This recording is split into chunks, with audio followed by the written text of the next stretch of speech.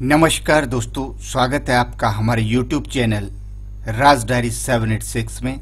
आज हम बात करेंगे हिंदी भाषा के बारे में और हिंदी भाषा में भी विराम चिन्ह। भाषा में विराम चिन्हों का उपयोग कहाँ और कैसे किया जाता है और क्यों ये भाषा में जरूरी होते हैं, आज हम उसी की चर्चा करेंगे आपसे।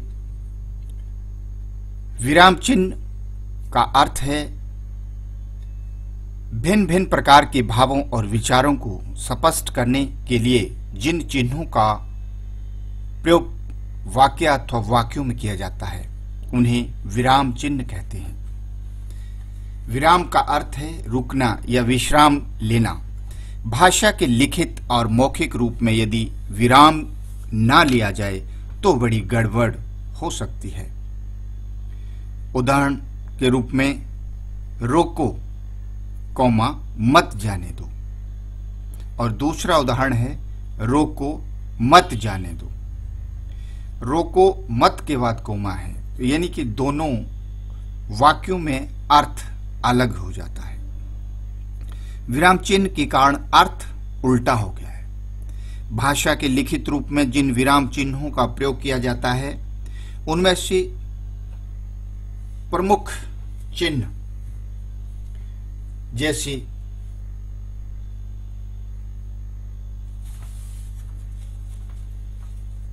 पूर्ण विराम, अल्प विराम, अर्ध विराम, प्रश्न चिन्ह, विस्मय सूचक चिन्ह, इन चिन्हों के माध्यम से हम भाषा के अर्थ को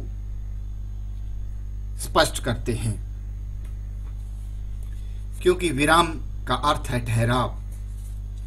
लिखते समय लेखक कहाँ रुकता है, ठहरता है और कहीं पूरा विराम लेता है। ऐसा इसलिए होता है कि हमारी मानसिक स्थिति सदा एक जैसी नहीं रहती है।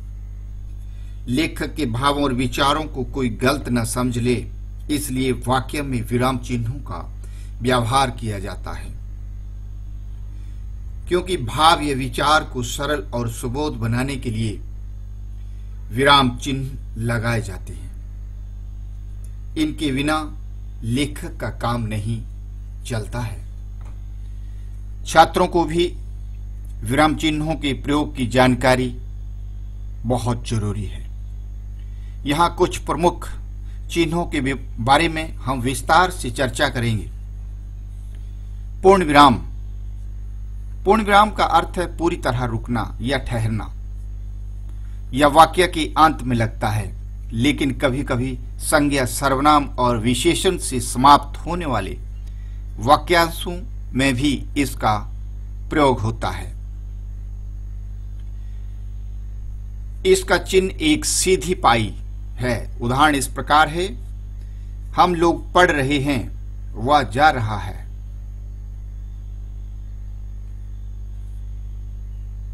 इस तरह से पूर्ण विराम। वाक्यांश। संध्या का समय है, आकाश में लाली है, वृक्षों पर पक्षियों का कलरव, सुनसान पथ है। पूर्ण विराम। दूसरा है अर्धविराम। अर्धविराम यदि एक वाक्य का वाक्यांश के साथ दूसरे वाक्य या वाक्यांश का संबंध बताना हो तो वहां अर्धविराम का प्रयोग होता है। क्यों? एक वाक्य या वाक्यांश के साथ दूसरे वाक्य या वाक्यांश का संबंध बताना हो तो वहां अर्धविराम का प्रयोग होता है। इस प्रकार के वाक्यों में वाक्यांश दूसरे से अलग होते हैं, हुए भी दोनों का कुछ न कुछ संबंध एक दूसरे से रहता है। उदाहरण के रूप में, वह एक धूर्त आदमी है, ऐसा उसके मित्र भी मानते हैं। यह घड़ी ज्यादा दिनों तक नहीं चलेगी, यह बहुत सस्ती है।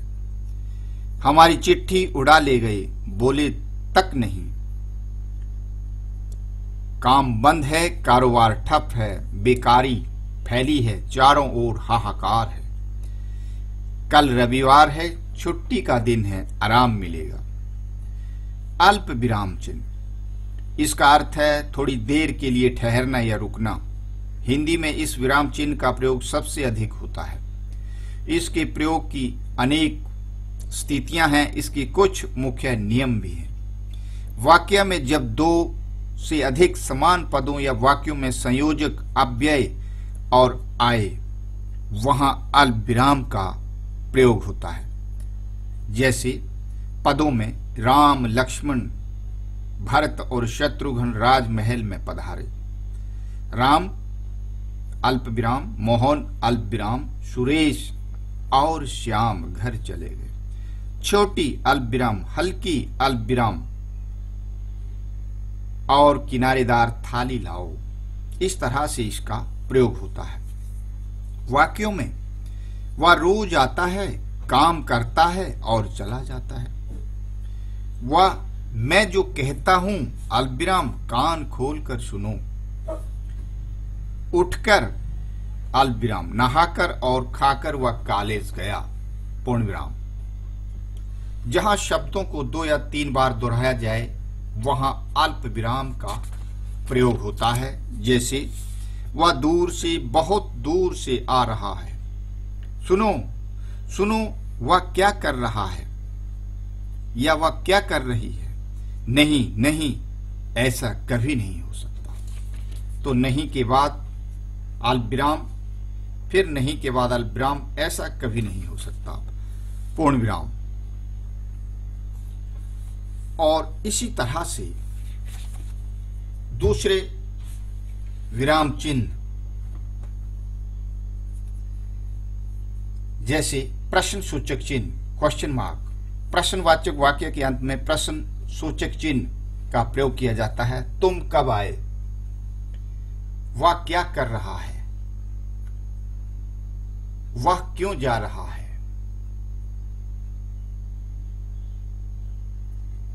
तो ये इसके बहुत ही साधारण एग्जाम्पल हैं। इस तरह के शब्दों में जो भी प्रश्न पूछे जाते हैं वहां इसका प्रयोग होता है। आश्चर्य, घृणा, हर्ष, शोक आदि भावों को प्रकट करने के लिए विस्मय सूचक चिन्ह। विस्मय सूचक चिन्ह जो है, जहां हम अपनी बात में, अपने भाव में आश्चर्य, घृणा, हर्ष, शोक आदि भावों को प्रकट करने के लिए विस्मय सूचक चिन्ह का प्रयोग किया जाता है। किसमें किया जाता है? आश्चर्य, घृणा, हर्ष, शोक आदि भावों को प्रकट करने के लिए विस्मय सूचक चिन्ह का प्रयोग किया जाता है। जैसे वह तुमने तो कमाल कर दिया।